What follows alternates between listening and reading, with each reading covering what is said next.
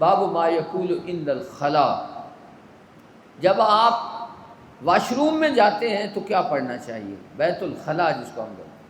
حدثنا آدم قال حدثنا شعبہ عن عبد العزیز بن صہیب قال سمعت انس یقول کان النبی صلی اللہ علیہ وآلہ وسلم اذا دخل الخلا، جو یہاں بھی داخلہ سے مراد یہ نہیں ہے کہ اندر داخل ہو کر پڑھے، بلکہ بیت الخلا میں جانے سے پہلے پڑھنی ہے یہ دعا۔ قال اللہم انی اعوذ بک من الخبث والخبائث۔ تابع ابن ارارا عن شعبہ وقال غندر عن شعبہ اذا اتا الخلا، پہلے تھا نا داخل الخلا، ان کی حدیث میں کیا ہے؟ اذا اتا الخلا معنی ہوئی ہے۔ وقال موسیٰ عن حماد اذا دخل، وقال سعید بن زید حدثنا عبد العزیز اذا اراد ان يدخل، جب بیت الخلا میں داخل ہونے کا ارادہ کرے۔ باب وضع الماء عند الخلا، واش روم میں پہلے زمانے میں تو واش روم نہیں ہوتے تھے، لوگ کھلی جگہ پر پیشاب پخانہ کرنے کے لیے جاتے تھے، تو وہاں خلوت کی جگہ، جدائی کی جگہ مراد، وہاں پانی رکھنا۔ حدثنا عبداللہ ابن محمد قال حدثنا ہاشم بن القاسم قال حدثنا ورقا ان عبید اللہ ابن ابی یزید ان ابن عباس ان النبی صلی اللہ علیہ وسلم داخل الخلا، حضور خلوت میں تشریف لے گئے، فودعت له وضوءا، میں نے حضور نبی کریم صلی اللہ علیہ وسلم کے لیے پانی بھر کر رکھا۔ قال من وضع هذا، حضور واپس آئے تو پوچھا کہ یہ کس نے پانی میرے لیے بھر کر رکھا ہے؟ وہ خبیرہ، فقال، حضور نے مجھے سینے سے لگا کر فرمایا اللہم فقہہ فی الدین، یا اللہ ابن عباس کو دین کی سمجھ۔ باب لا یستقبل القبلہ بغائط او بول الا عند البناء جدار، یہ بڑا مختلفی مسئلہ ہے ہمارے نزدیک اور شوافی کے نزدیک۔ ہم کہتے ہیں کہ بندہ بیت الخلا کے اندر ہو یا کھلی جگہ پر ہو، کسی صورت میں بھی قبلے کی طرف پیٹ کر کے پیشاب پخانے کے لیے بیٹھنا یا منہ کر کے بیٹھنا جائز نہیں، خواہ چار دیواری کے اندر ہو یا انسان کھلی جگہ ہو۔ لیکن امام بخاری امام شافعی کی رائے کو زیادہ مناسب سمجھ، اس لیے انہوں نے قید لگا دی الا عند البناء، یعنی اگر چار دیواری کے اندر ہو تو پھر اگر قبلہ کی طرف منہ بھی ہو جائے پیٹھ بھی ہو جائے تو کوئی حرج ہے، لیکن احناف کے نزدیک کسی صورت میں بھی جائز نہیں۔ یہ آگے آ رہی حدیث میں وضاحت کریں۔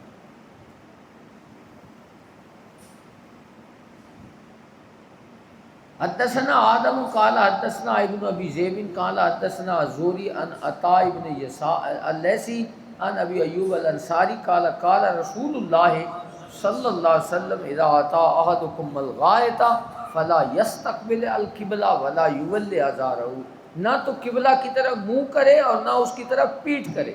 پیشاب پخانہ کرتے وقت آدمی پیٹھ بھی نہ کرے اور منہ بھی نہ کرے، بلکہ حضور نے فرمایا شرقوا وغربوا، مشرق مغرب بیٹھا کرو۔ یہ ہے مدینہ طیبہ کی بات۔ مدینہ طیبہ میں آدمی ہو تو قبلہ جنوب کی جانب ہے، ہمارے ہاں تو مغرب کی جانب ہے نا، لیکن وہاں جنوب کی جانب ہے، اس لیے فرمایا تم مشرق مغرب بیٹھا کرو، شمالاً جنوباً نہ بیٹھا کرو۔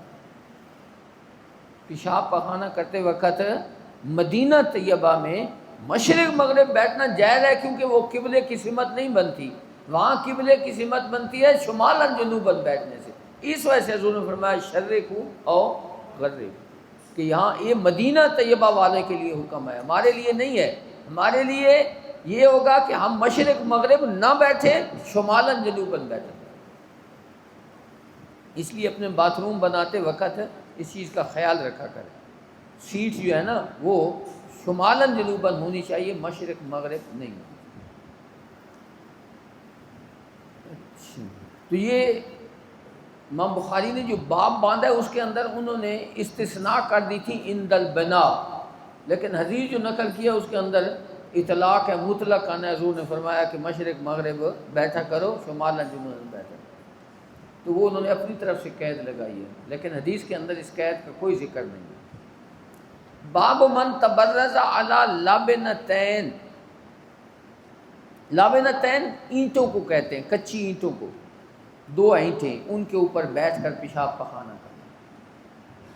حدثنا عبداللہ بن یوسف قال اخبرنا مالک عن یحیی بن سعید عن محمد بن یحیی بن حبان عن امی واسع بن حبان عن عبداللہ بن عمر انه كان يقول ان ناسا يقولون اذا قتل حاجتك فلا تستقبل القبلہ ولا بیت المقدس۔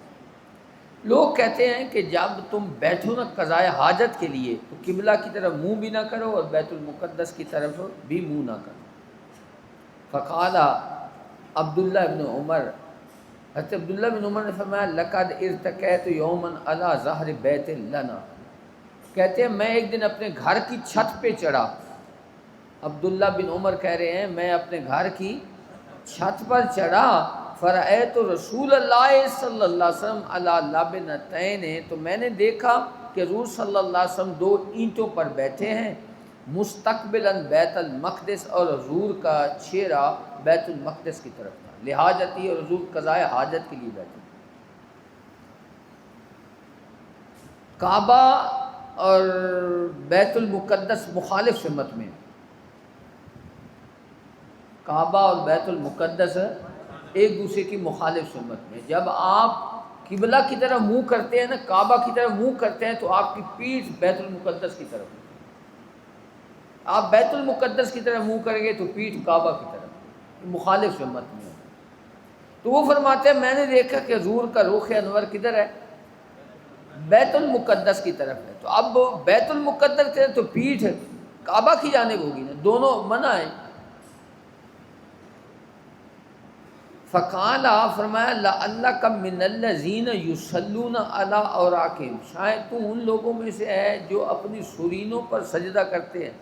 بعض لوگ سجدہ کرتے ہیں نا تو پورے کا پورا جسم، پیٹ بھی اور کیا نام ہے ہاتھ بھی سارے زمین پر رکھے ہوئے ہوتے ہیں، یہ اس کیفیت کو کہہ رہے ہیں۔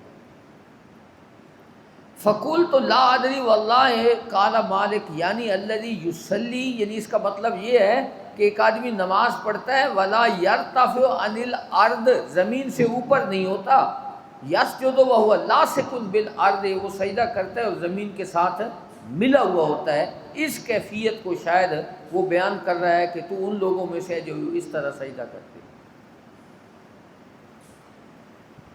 تو ابھی میں نے بتایا کہ مغرب کیا نام ہے قبلہ کی طرف منہ بھی نہیں کرنا اور قبلہ کی طرف پیٹھ بھی نہیں کرتی قضائے حاجت کے وقت۔ حضرت عبداللہ بن عمر بیان کر رہے ہیں کہ میں نے حضور کو اس طرح کرتے ہوئے دیکھا۔ اس کا جواب یہ ہے کہ جب قول اور فعل، غور سے سننا، جب حضور کا قول اور حضور کا فعل آپس میں ٹکرا رہے ہوں اور تاریخ پتہ نہ ہو کہ مقدم کون ہے مؤخر کون ہے، یعنی ناسخ و منسوخ کا علم نہ ہو، تو اس صورت میں قول کو ترجیح دی جاتی ہے۔ اس صورت میں اب قول کیا تھا حضور کا؟ شرقو غربو، قول یہ تھا کہ مشرق اور کیا نام ہے قبلہ کی طرف رخ بھی نہیں کرنا، قبلہ کی طرف پیٹھ بھی نہیں کرنی قضائے حاجت کے وقت، یہ قول ہے۔ اور حضرت عبداللہ بن عمر فعل بیان کر رہے ہیں۔ جب تاریخ پتہ نہیں ہے تو ترجیح کس کو ہوگی؟ قول کو ہوگی، اس وجہ سے وہ قولی حدیث پہ عمل کیا جائے گا، اس پر عمل نہیں۔ دوسرا اصول یہ بھی ہے کہ ایک طرف ہو حلت اور ایک طرف ہو تحریم۔ ایک حدیث ہے جس سے حلت ثابت ہو رہی ہے، حلال ہونا جائز ہونا ثابت ہو رہا ہے، اس کے مقابلے میں ایک حدیث ہے جس سے حرمت ثابت ہو رہی ہے۔ تو اب یہ بھی اب ایک دوسرے کے جب مخالف ہوں اور پتہ نہ ہو کہ کون سی پہلے ہے اور کون سی بعد میں ہے، تو اس صورت میں ترجیح تحریم والی حدیث کو ہوتی ہے۔ ترجیح کس کو ہوتی ہے؟ اب ایک طرف حضور منع فرما رہے ہیں کہ قبلہ کی طرف منہ بھی نہیں کرنا، قبلہ کی طرف قضائے حاجت کے وقت پیٹھ بھی نہیں کرنی، اور یہ حضور کا فعل ہے، اس وجہ سے اس تحریم والی حدیث کو ترجیح ہوگی اور یہ جو ہے کہ چھوڑ دی جائے، سمجھے نا؟ تو اس وجہ سے اگرچہ یہ ثابت ہو رہا ہے لیکن اس کے باوجود بھی ایسا کرنا جائز ہے۔ باب خروج النساء الی البرات۔ دوسرا ایک جواب علماء نے یہ بھی دیا ہے کہ اگر کوئی آدمی قضائے حاجت کر رہا ہو بندے کی نظر پڑ بھی جائے تو آدمی غور سے دیکھتا تو نہیں نہ رہتا، اپنی نظر فوراً دوسری طرف کر لیتا ہے، تو ہو سکتا ہے عبداللہ بن عمر صحیح دیکھ ہی نہ سکے، اس وجہ سے انہوں نے ایسا بیان فرما دیا، اور حقیقت میں ایسا نہ ہو۔ باب خروج النساء الی البراس، پہلے زمانے میں عورتیں کھلی جگہ پر پیشاب پخانہ کرنے کے لیے جاتی تھی، باہر میدان میں نکل جاتی تھی، رات کے وقت ہی جاتی تھی، دن کے وقت گھر میں رہتی تھی، رات کے وقت پیشاب پخانہ کرنے کے لیے باہر جاتی تھی۔ حدثنا یحییٰ بن بکیر قال حدثنا اللیث قال حدثنی عقیل عن ابن شہاب عن عروہ عن عائشہ ان ازواج النبی صلی اللہ علیہ وآلہ وسلم کننا یخرجن باللیل، کہ حضور کی ازواج مطہرات پیشاب پخانہ کرنے کے لیے رات کے وقت نکلتی تھی، اذا تبرزن الی المناصع وهو صعید افیہ، مناصع کا معنی بیان کر دیا کھلی جگہ، صعید افیہ کا معنی کیا ہے؟ میدان۔ فقال عمر یقول للنبی صلی اللہ علیہ وسلم، حضرت عمر حضور سے گزارش کرتے رہتے تھے، حضور ازواج مطہرات کو پردہ کرنے کا حکم دے، ابھی پردے کا حکم نازل نہیں ہوا تھا، حضرت عمر مشورہ حضور کو دیتے تھے کہ حضور عورتوں کو اپنی ازواج مطہرات کو پردے کرو، احجب نساءک، اپنی عورتوں کو پردہ کرائیں، فلم یکن رسول اللہ یفعل، لیکن حضور ایسا کرتے نہیں تھے، کیونکہ حضور تو اللہ کے ہر حکم کے تابع تھے، حکم آئے گا تب تو ایسا ہوگا، اس وجہ سے حضور ایسا نہیں کرتے۔ خرجت سودا بنت زمع، یہ حضور کی زوجہ محترمہ ہے، ان کی عمر بڑی تھی جب حضور نے ان سے شادی کی تھی، اسی وجہ سے انہوں نے اپنی باری جو تھی نا حضرت عائشہ کو ہبہ کر دی۔ حضور سے انہوں نے عرض کی تھی کہ حضور میں اپنی باری، اب مجھے حاجت نہیں ہے، اس وجہ سے میں اپنی باری حضرت عائشہ کو ہبہ کرتا ہوں۔ زوج النبی صلی اللہ، حضور کی زوجہ محترمہ ہے، لیلۃ من اللیالی اشال، ایک دفعہ یہ رات کو باہر نکلی، ان کا قد بھی بڑا تھا اور جسم بھی بھاری بھرکم تھا، وکانت امرأۃ طویلہ، یہ لمبے قد کی عورت تھی، فنادا عمر، تو حضرت عمر نے آواز دی، آپ نے فرمایا الا قد عرفناک یا سودا، اے سودا ہم نے تمہیں پہچان لیا، ہم نے تمہیں ہرسن، کیوں آپ نے یہ آواز دی؟ ہرسن علی ان ینزل الحجاب، تاکہ اللہ تعالیٰ حجاب کا حکم نہ دے، فانزل اللہ آیت الحجاب، تو اللہ تعالیٰ نے حضرت عمر کے وہ مشورے کے مطابق قرآن کی آیت نازل کی۔ حدثنا زکریا قال حدثنا ابو اسامہ عن ہشام بن عروہ نبی عن عائشہ عن النبی صلی اللہ علیہ وسلم قال قد اذن یخرجن فی عادتکن، عورتوں کو اجازت تھی کہ وہ پیشاب پخانہ کرنے کے لیے، ضرورت کے لیے باہر جا سکیں۔ قال ہشام یعنی البراس، یعنی پیشاب پخانہ کرنے کے لیے باہر جا سکیں۔ باب التبرز فی البیوت، گھروں کے اندر واش روم بنانا، باتھ روم بنانا۔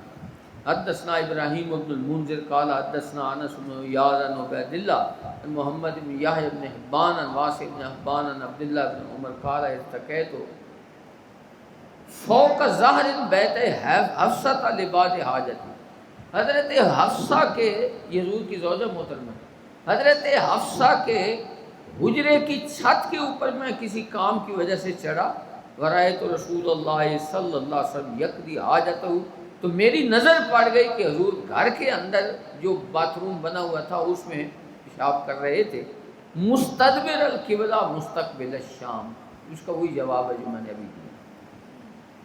حدثنا یعقوب بن ابراہیم قال حدثنا یزید بن ہارون قال اخبرنا یحییٰ عن محمد بن یحییٰ بن حبان ان امہ واسع بن حبان اخبرہ ان عبداللہ بن عمر اخبرہ قال لقد ظہرت ذات یوم علی ظہر بیت نا فرأیت رسول اللہ صلی اللہ علیہ وسلم قائدا علی لبنتین مستقبل بیت المقدس۔ باب الاستنجاء بالماء، ڈھیلوں کے ساتھ بھی استنجا ہو جاتا ہے، مٹی کے ڈھیلوں کے ساتھ بھی استنجا ہو جاتا ہے۔ اگر انسان کا پیشاب خشک ہے تو اس صورت میں آپ ڈھیلے بھی استعمال کر لیتے ہیں، تو پانی نہیں ہے تو آپ اس کے ساتھ وضو کر کے یا تیمم کر کے نماز پڑھ سکتے ہیں۔ لیکن اگر آپ نے سارا ڈاخانہ ہی خراب کر دیا، جلاب لگے ہوئے ہیں، تو پھر اس صورت میں پانی کا استعمال کرنا فرض ہو جاتا ہے۔ پڑھا تھا نور النزاع کے اندر۔ لیکن ڈھیلے اور پانی دونوں کا استعمال کرنا اچھا ہے۔ اللہ نے تعریف کی ہے وہ لوگ جو قرآن کریم کی آیت ہے نا کہ فی رجال یتطہرون کے لفظ آتے ہیں قرآن کریم میں، کہ وہ لوگ جو طہارت کا کرتے ہیں، اہتمام کرتے ہیں، تو اللہ نے ان کی تعریف کی ہے۔ یہ وہ لوگ تھے جو پہلے ڈھیلے استعمال کرتے تھے اور پھر پانی کے ساتھ بھی استنجا کرتے تھے۔ سمجھ آئی؟ لیکن مثلا آپ نے چھوٹا پیشاب کیا ہے، وہاں پانی نہیں ہے، آپ ڈھیلے کے ساتھ خشک کر لیتے ہیں پیشاب کو، تو اس صورت میں آپ اس کے ساتھ نماز پڑھ سکتے ہیں، پانی اگر نہیں بھی استعمال کرتے۔ لیکن وضو یا تیمم کرنا ہے، صرف استنجے نالی نہ کام شروع کر دیں۔ حدثنا ابو الولید ہشام بن عبد الملک قال حدثنا شعبہ عن ابی معاذ و اسمہ عطاء بن ابی میمونہ قال سمعت انس بن مالک یقول کان النبی صلی اللہ علیہ وآلہ وسلم اذا خرج لحاجتی اجیء انا و غلام، میں اور ایک غلام تھا آتے تھے، ما انا اداوۃ من ماء، ہمارے پاس پانی کا لوٹا ہوتا تھا، اداوۃ پانی کا برتن، لوٹا، یعنی یستنجی بہی، حضور اس کے ساتھ کیا کرتے تھے؟ استنجا فرمایا کرتے تھے۔ باب من حمل ماء الماء لطہورہ، وضو کرنے کے لیے لوٹے میں پانی ساتھ رکھنا۔ بعض پہلے بزرگ سفر پہ جاتے تھے تو ان کے پاس بڑے بڑے لوٹے ہوتے تھے جس کے اندر پانی ہوتا تھا، وہ جہاں ضرورت ہوتی تھی وہاں قضائے حاجت بھی کر لیتے تھے اور پھر اس سے وضو بھی کر لیتے تھے۔ اب تو پانی عام ہو گیا، اس وجہ سے ان چیزوں کی ضرورت بہت کم ہوتی ہے۔ وقال ابو الدرداء الیس فیکم صاحب النعلین والطہور والوسادہ، حضرت ابو الدرداء گئے تھے نا کوفہ، تو انہوں نے لوگوں سے پوچھا تھا کیا تمہارے اندر صاحب النعلین نہیں ہے، حضور کے جوڑے اٹھانے والے؟ حضرت حضرت عبداللہ بن مسعود مراد، یہ حضور کے حالانکہ فقیہ عالم تھے لیکن حضور کے تو شاگرد ہی تھے نا، حضور کے امتی تھے، اس لیے سرکار کے جوڑے اٹھاتے تھے۔ والطہور، پانی کا لوٹا حضور کے ساتھ اٹھاتے تھے۔ والوسادہ، تکیہ اٹھاتے تھے، اور ان کو صاحب السواک بھی کہا جاتا ہے، ہر روز نیا مسواک حضور کو پیش کرتے تھے۔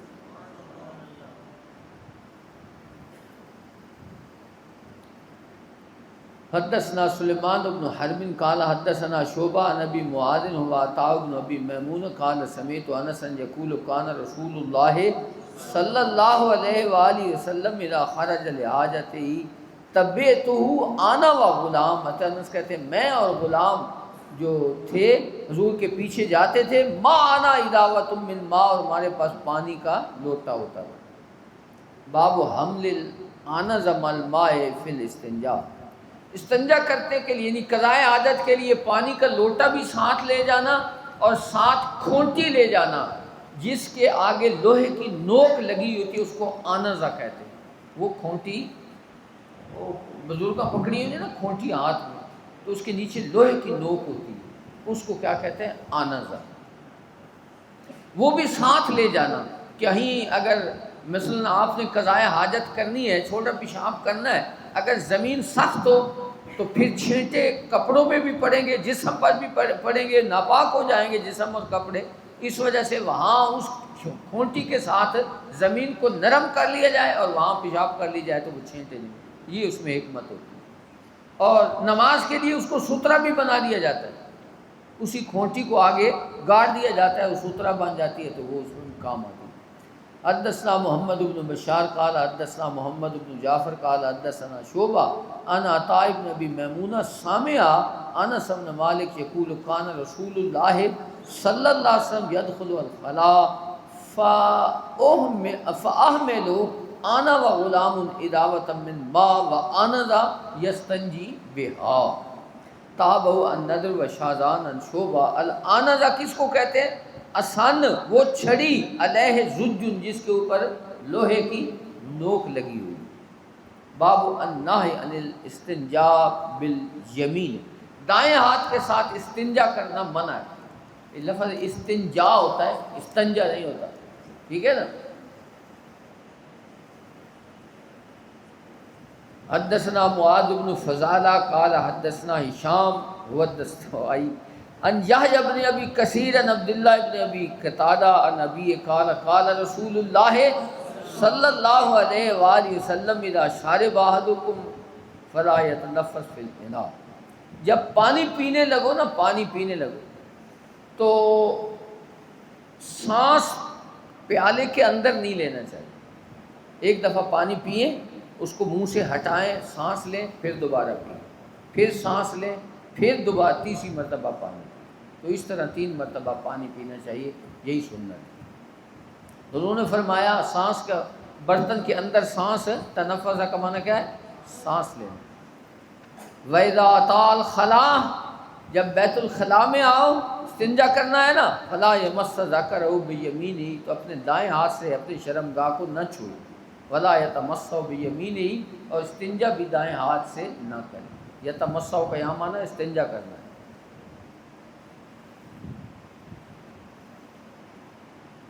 باب لا یمسک ذکرہ بیمینہ اذا بالا، جب چھوٹا پیشاب کرے تو اپنی شرمگاہ کو دائیں ہاتھ سے نہ پکڑے۔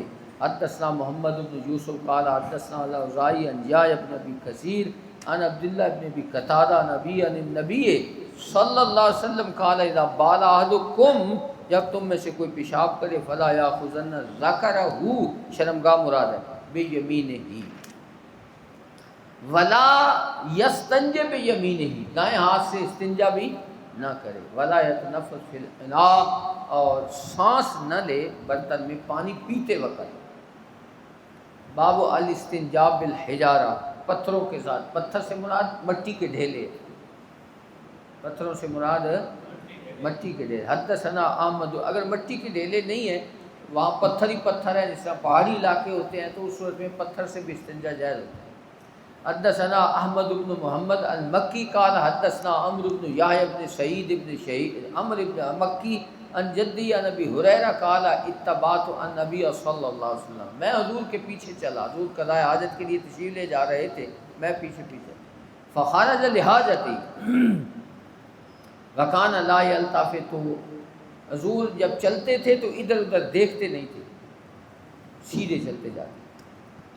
فدنوت منہ، میں حضور کے قریب پہنچ گیا، فقال ابغنی احجارا استنفد بہا، حضور نے فرمایا 3 ڈھیلے لے آؤ جن کے ساتھ میں استنجا کروں۔ استنفد کا معنی کیا ہے؟ استنجا کرنا۔ ابغنی احجارا، تلاش کرو پتھر ڈھیلے، استنفد بہا، جن کے ساتھ میں استنجا کروں، اور نہ وہ یا اس قسم کی۔ ولا تاتنی بعزم، لیکن ہڈی نہیں لے کر آنی۔ ولا روسن، گوبر بھی لے کر نہیں آنا، مٹی کے ڈھیلے ہونے چاہیے۔ فاتیتہ باحجار بطرف ثیاب، میں کپڑے کے اوپر ڈھیلے رکھ کر لے آیا، کپڑے کے اوپر احترام تھا، ڈھیلے مٹی کے ڈھیلے تھے، حضور نے قضاء حاجت ہی کرنی تھی، لیکن صحابی رسول کہہ رہے ہیں میں کپڑے پہ رکھ کر لے آیا۔ فوضعتها عند جنبه، میں نے حضور کے پہلو میں وہ رکھ دیے، جہاں حضور نے قضاء حاجت کرنی تھی قریب رکھ دی۔ وأعرضت عنه، اور میں خود پیچھے چلا گیا، ہٹ گیا۔ فلما قضا اتبع بہن، جب حضور نے قضاء حاجت کر لی تو حضور نے وہ ڈھیلے استعمال کیے۔ حدثنا ابو نعیم قال حدثنا زہیر عن ابی اسحاق قال لیس ابو عبیدہ ذکرہ ولکن عبد الرحمن بن اسود نبی انہ سمع عبداللہ یقول اتى النبی صلی اللہ علیہ وسلم الغائب، حضور علیہ الصلوۃ والسلام قضائے حاجت کے لیے تشریف لائے، وَأَمَرَنِي أَنْ آتِيَهُ بِثَلَاثَةِ آیَاتٍ، حضور نے مجھے فرمایا 3 ڈھیلے لے آؤ، فوجدت حجرین، مجھے 2 تو ڈھیلے مل گئے، والتمست الثالث فلم اجدہ، لیکن تیسرا ڈھیلا مجھے نہ ملا، فاخذت روثۃ، میں نے وہ گوبر کا ڈھیلا تھا وہ اٹھا لیا، فاتیت بہا، میں وہ لے کر آیا، فاخذ الحجرین، حضور نے وہ ڈھیلے لے لیے، والقى الروثۃ، وہ گوبر والا ڈھیلا تھا وہ پھینک دیا، فقال ھذا رکس، ھذا اس دفعہ یہ لفظ بھی آیا تھا رکس، معنی جو لکھنے تھے نا ان میں رکس آیا تھا، اس کا معنی ہوتا ہے نجاست، یہ نجس ہے۔ باب الوضوء مرتن مرتن، ایک ایک مرتبہ وضو کرنا۔ اب آپ کا استنجا ہو گیا ہے، اب آپ کو امام بخاری وضو سکھائیں۔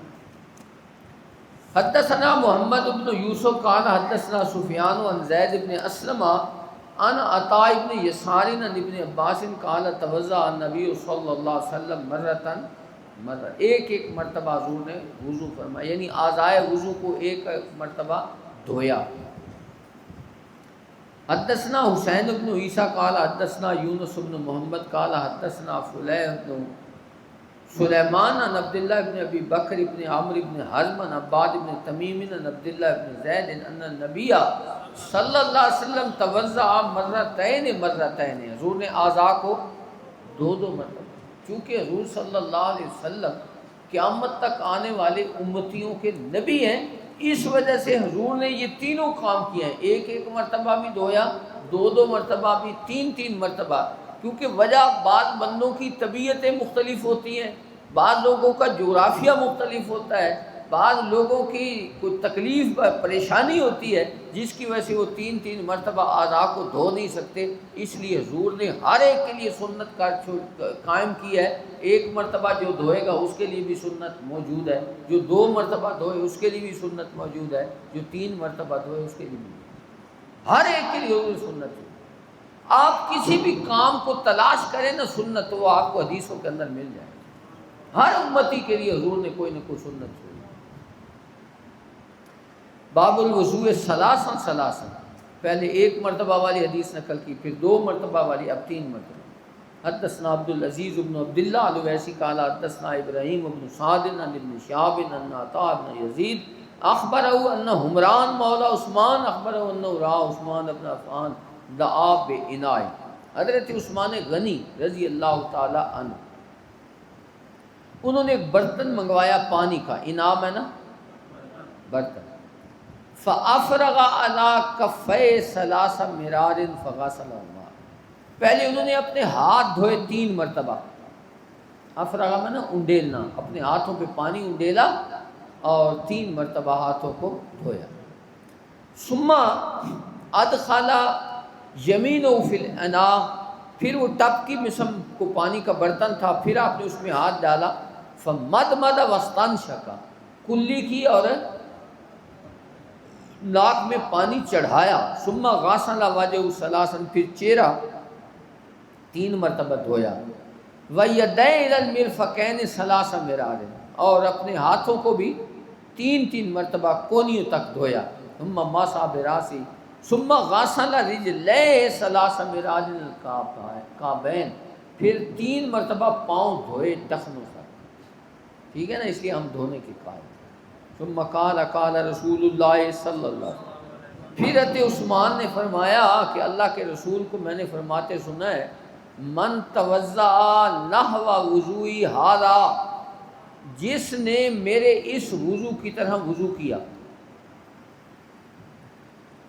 ثم صلی رکعتین، پھر اس نے 2 رکعت نماز پڑھی نفل، لا یحدث فیہا نفسہ، اور اس کے دل میں کوئی خیال نہیں آیا، دنیا کا کوئی خیال ہے، یہ بڑی مشکل ہے، 2 رکعت نماز نفل پڑھنا اور دنیا سے انسان غافل ہو جائے، یہ بڑا مشکل ہے، آپ شاید ہو سکتے ہو، مجھے تو ایسا اتفاق نہیں، خیال کوئی نہ کوئی آ ہی جاتا ہے۔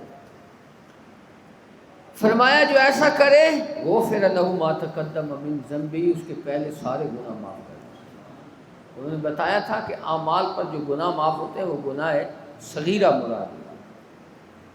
وعن ابراہیم قال قال صالح بن کیسان قال ابن شہاب ولکن عروہ یحدث عن حمران فلما توضا عثمان، جب حضرت عثمان نے وضو کیا، قال الا احدثکم حدیثا، کیا میں تمہیں ایک حدیث نہ سناؤں؟ لولا آیتا ما حدثتکموہ، اگر یہ قرآن کی آیتیں نہ ہوتی نا میں تمہیں بتاتا بھی نہیں، لیکن میں علم چھپانے کا جو وبال ہے نا اس سے بچنے کے لیے ایسا تمہیں بتاتا ہوں۔ سمیت النبی صلی اللہ علیہ وسلم یقول لا یتوضا رجل یحسن وضوءہ، جو آدمی اچھی طرح وضو کرتا ہے وہ یصلی الصلاۃ الا غفر له ما بینہ و بین الصلاۃ، پچھلی نماز سے لے کر اس نماز تک جتنے گناہ سرزاد ہوتے ہیں سارے گناہ حتی یصلی۔ قال عروہ، اور وہ آیت کریمہ یہ ہے ان الذین یکتمون ما انزلنا من البینات۔ باب الاستنثار فی الوضو، وضو میں ناک جھاڑنا، یہ وہ لفظ ہے استنثر۔ ذکر عثمان و عبداللہ ابن زید و ابن عباس رضی اللہ تعالی عنہم عن النبی صلی اللہ علیہ وسلم حدثنا عبدان قال اخبرنا عبداللہ قال اخبرنا یونس عن الزہری قال اخبرنی ابو ادریس انہ سمع ابا ہریرہ عن النبی صلی اللہ علیہ وسلم انہ قال من توضا فلیستنثر، جو آدمی وضو کرے تو وہ ناک کو جھاڑے، خصوصاً صبح کی نماز کے لیے جب آپ وضو کرتے ہیں نا تو اس وقت ناک میں پانی چڑھانا بھی چاہیے اور ناک جھاڑنا بھی چاہیے۔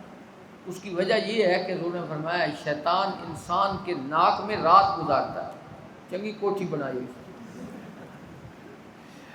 وَمَنْ اسْتَجْمَرَ فَلْيُوتِرْ، استجمرہ کا معنی ڈھیلے استعمال کرنا، اور جمار سے ہے۔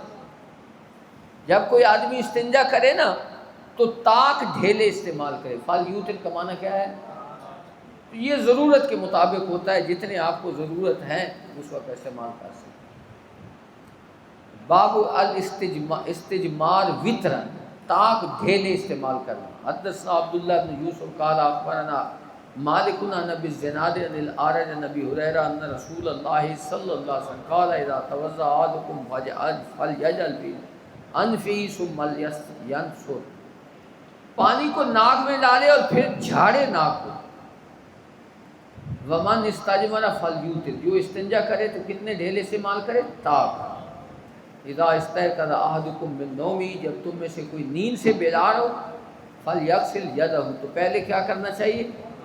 قبل ان يدخل فی وضوئہ، وضوء لفظ ہے، اپنے پانی میں ہاتھ ڈالنے سے پہلے۔ فإن أحدكم لا يدري أين باتت يده، کیونکہ کسی کو پتہ نہیں ہوتا کہ رات وقت میرے ہاتھوں میں کہاں رات گزاری۔ جی